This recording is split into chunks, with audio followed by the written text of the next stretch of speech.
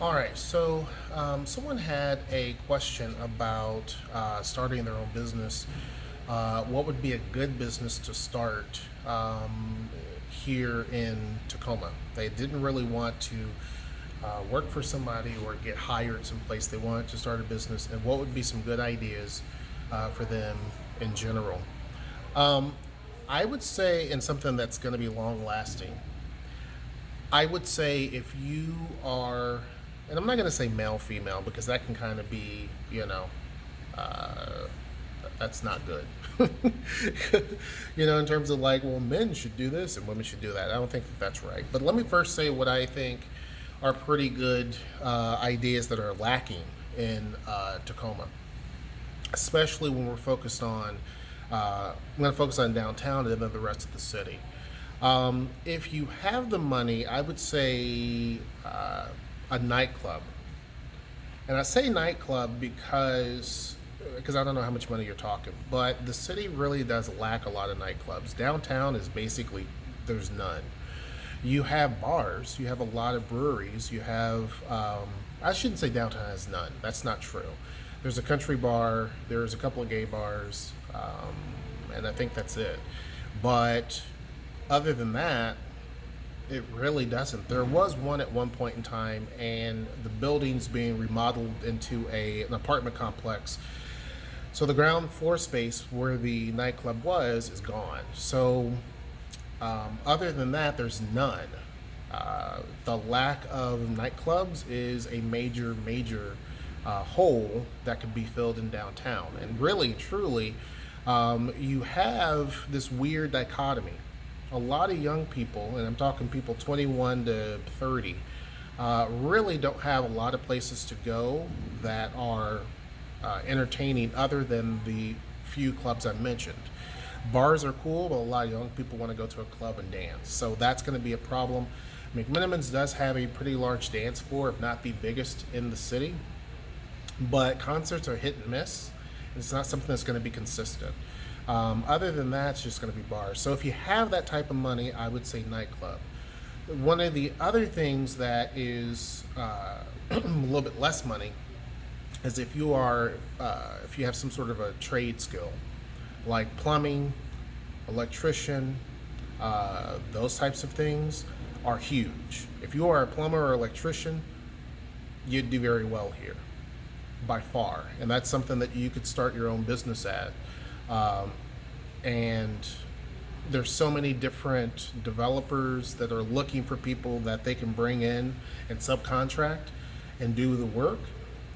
So that's something that you would probably do pretty well in. I tell you something else that you would do well in too, where you don't even need any sort of licensing.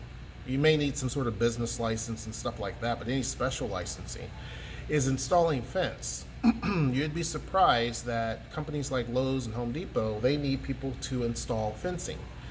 And so you can check to see what the requirements are, but you may have to get certain specific licensing for them and insurance. But there's a huge need for fence installers. We're talking private property where people need a privacy fence. That's something that's pretty big. One that is huge, that's really needed in Seattle and Tacoma and this whole entire region, is daycares.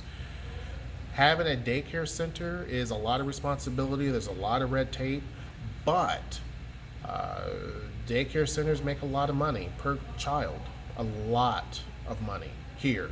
It's not uncommon for daycares to charge, over $1,000 per kid. You know what I mean? So, and we're talking, some of them charge that up in Seattle. They charge double that per month for one kid. But again, there's a lot of red tape that you have to go through. Downtown, to my knowledge, there's no daycare centers. There are plenty of spaces where you could probably have a daycare.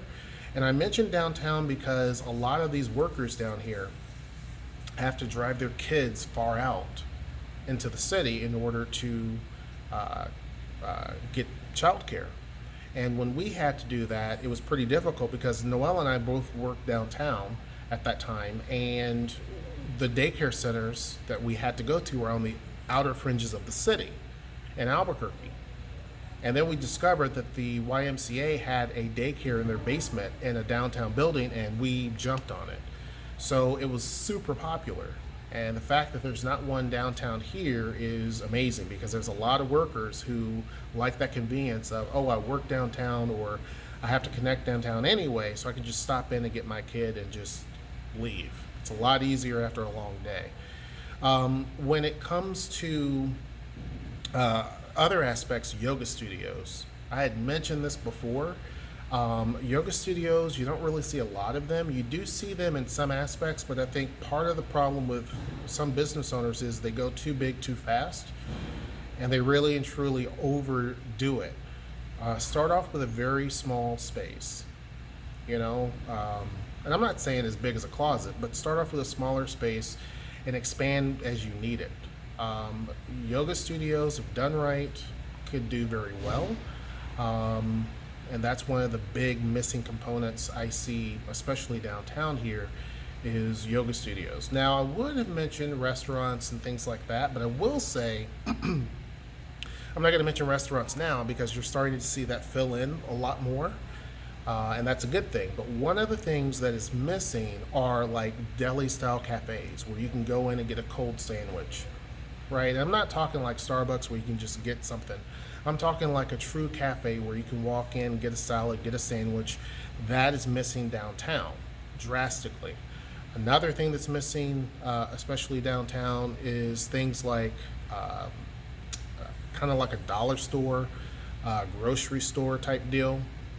You don't really see that. Given the fact that we have a college campus that is right there, and there's no dollar store. I mean, the only dollar stores that we have are like Dollar Tree, and those are not near downtown.